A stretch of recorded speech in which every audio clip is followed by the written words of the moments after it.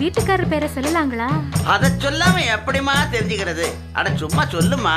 வீட்டுக்காரர் பேரை சொன்னே, ராசுக்குட்டி ராசுக்குட்டி, அவன் பேசுகிற பேச்சு எல்லாம் சீனி கட்டி.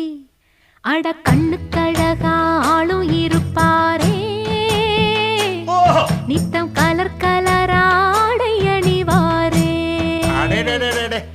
இப்போ எந்த திசையில் எங்க